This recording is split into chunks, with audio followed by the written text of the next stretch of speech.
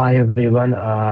Thanks for so much for being here today. So today we are excited to walk you through our presentation along with my team members. So we have you and Surateja, it's me and Dev. And we built an automated ShadowBoard tool detection system using YOLO and Streamlit. So now at its core, the project is all about applying the computer vision to solve a very common and physical problem in workshops and assembly lines. So we wanted to see if we could take the manual work out of the tracking inventory and make the workshop organization start. So let's jump right in and look at why we decided to build it. Next slide. So let's talk about a shadow board. So if you ever spend time in the workshop, a manufacturing floor, or even a basic garage, you probably seen one of those. It's a simple board where every tool is painted, outline a shadow, so you know exactly where it belongs, and it's a brilliant and low tech way to keep things organized. But here is the issue: it still requires a human to look after it and figure out what is missing in it, and someone walks off a wrench or someone else had a physically gone over with it and notice any empty spots, track it down. So it's a massive facility and then manual checking, and there is a lot of waste of time, and it leads to lost resources and tools and delays projects. So that's where the computer vision comes in. Instead of a supervisor working around and checking the pegboards, we wanted to put a camera in front of it and let an algorithm do the scanning in the real time. So it's an hands-free and an automated and much more reliable. So here is how our prototype actually solved this. So let's look at in how the application works. The next slide. So yeah, here is how the pipeline actually processes things under the hood. First, the system takes an image of the board, then it maps out the coordinates and where each tool should be and what we call the slot map. And our core logic compares the detected tools against this map and instantly labels the slot such as present, missing, and uncertain. To make this practical, we also built three modes in our web app. First, we have a preloaded before and after demo to show the simulated shift change. And second, you have an upload section where we with a single image to inspect a board on the fly. And third, you can upload your own before and after photos to run a custom comparison. Now, to be completely transparent upfront, it is a proof of concept. So it's trained on synthetic and fixed layout board, and meaning it thrives on a comfortable environment. So we are working toward making it ready for the battery and the real world photos down the line. Now that you know what the prototype does, let's look at how the text that we choose to build it. Next slide. So when it comes to choosing the tech stack, we wanted to prioritize two things: real-time speed and rapid deployment. That led us directly to the YOLO and the Streamlit. For the computer vision engine, we used YOLO V8 from Ultratext. Is a single pass detector, meaning it looks at the image and once it quickly returns the class, bounding the box and confidence scores. We fine-tune the lightweight YOLO X nano model starting the pre-trained photo weights, which allowed us to get highly accurate results with a reliably small training set.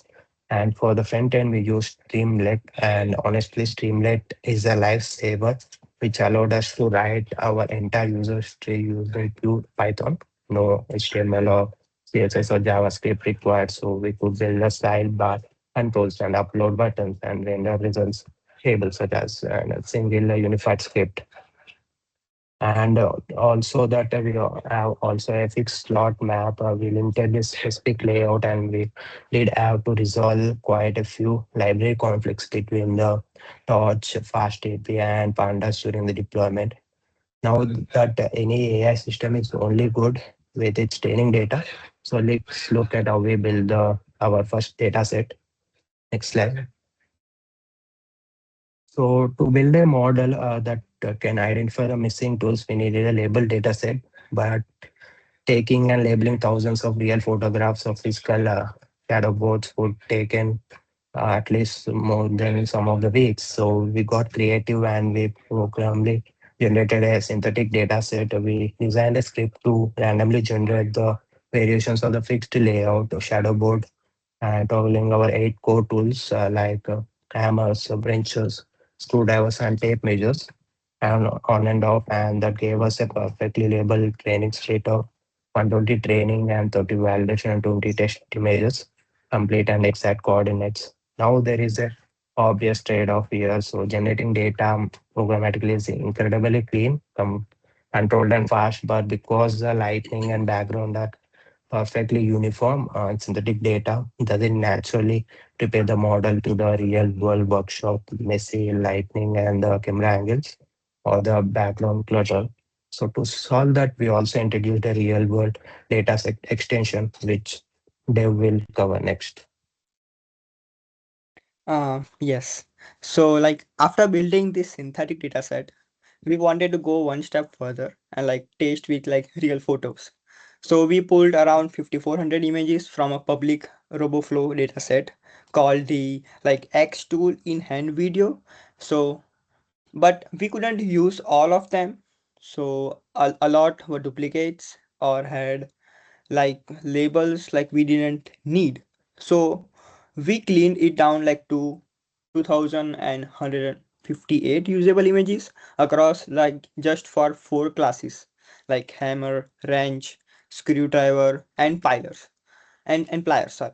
So one important thing to note, like many of these photos, like it showed tools like which being held in like someone's hand, like not laid flat like on a board. So this model works more like a general tool detector rather than like a dedicated board inspector. So now let me like walk you through how the like system actually works under the hood. So it's a 4-step pipeline, I will say. So first, you feed in a board image, like, and then like second, YOLO runs on that image and like detects every tool it can see. Like it gives back the tool name, a confidence score, and a bounding box. And third, those detections go through what we call the slot map check. Like it's basically a config file that knows where each tool is supposed to be on the board. And the fourth the fourth pipeline, uh the system outputs a status for each slot, like present or missing or uncertain. So the slot map like is really the key idea here. Like without it, you did yeah like you would just like know what tools are in like the image, or like not whether they are actually in the right place. So like, and I will say like this is the actual walking demo like we built using the Streamlit app.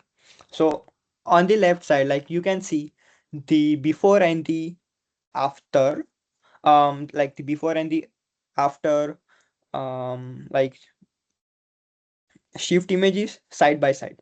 So green boxes like mean the tool is present, or the red boxes mean it's missing. The sidebar, the sidebar lets you pick which demo mode like you want to run and adjust the confidence threshold live.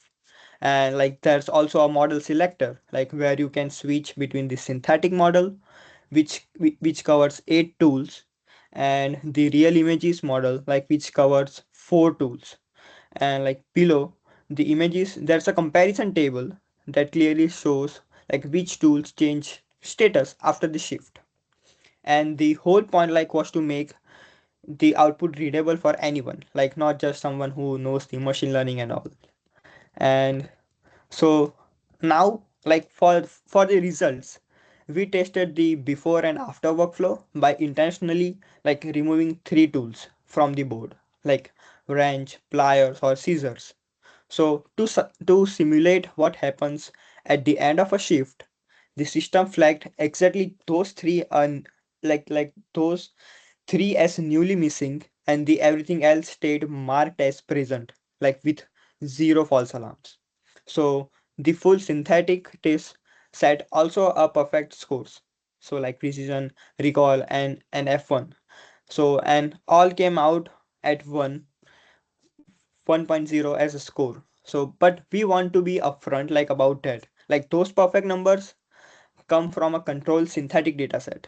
So they show uh, they show the pipeline works correctly, not that it's ready for real workshop floor. And so like and like finally like we validated the real image model on 216 held out real photos. The precision came out in at like it was 0.87 and the recall at 0.77 and the MAP score was like 50 like at 0.87. So these numbers are lower than the synthetic results and that's completely expected. Like the real photos have different lighting, the angles, the background clutter, and sometimes the tools are like partially blocked. We also ran a real before and after test, like where the system correctly flagged a missing pair of pliers, like between two images. So the core workflow holds up on the real photos too. And just with that, like the most realistic performance numbers are these. So I will hand it over to Gu to go next. Okay, here's what where we want to be honest about our prototype cannot do yet. The main working demo is still based on the synthetic data, so the strong result should not be treated as a proof that it's ready to use in a real workshop. Another limitation is the fixed slot map. So right now the system assume that the board layout and the camera angle are consistent in that is straight on. It is shooting straight on. And if the board change or the camera angle change too much, we would need redefine the slot map or retain the system. The real image model also has fewer classes. It does not cover every tool from the synthetic boards, like tape measures, scissors, utility knives, and Allen keys. Um, we also run into some version conflict with the libraries, especially around Python and Pandas. Uh, so overall, this working prototype, it's a working prototype now, but the production system, but not a production system yet. So next slide, please. Um, okay, so for future work, the biggest improvement would be training on real shadow boards photos instead of just general tool photos. Um, that would help the model understand the exact board, the lighting, and the tool positions. Uh, we could also connect the system to real inspections workflow. So for example, the app could save inspection history with time lapse, track uh, which shift had has which tool missing, sorry, and send alert to if something was not returned. And one major lesson learned in this stage is from this project is that um, getting the model to run is is only part of the work. Um, the model output needs to be tuned, needs to be turned into something useful. In our case, the slot map is important because it turns raw detection into a status report that a person can actually understand. Another lesson is that reproducibility matters. Reproducibility matters. Sorry. Having a working app and a clear launch step is much better than saying just run the notebook. The next slide, please. So here we are explaining how someone else can run this project. So the main steps are simple. First, install the dependency for the requirement files, then launch the app using either the launcher scripts in the Streamlit command, and after that, use the local browser link, usually localhost 8501. For the real image model, there's one extra step. The user needs a RoboFlow API key because the real image dataset come from the RoboFlow. But for the main synthetic before and after demo, the saved file are already included. The app can run into local, though once the model and config files are in place. The main point here is that we try to keep the project reproducible. Users should be able to open the folder, install the package, run the app, and see the same core demo. Next slide, please. So to wrap up, we built a complete class level prototype instead of only training the model. The system used YOLO to detect tools, a fixed slot map to check the expected board layout, and a Streamlit interface to make the results easy to read.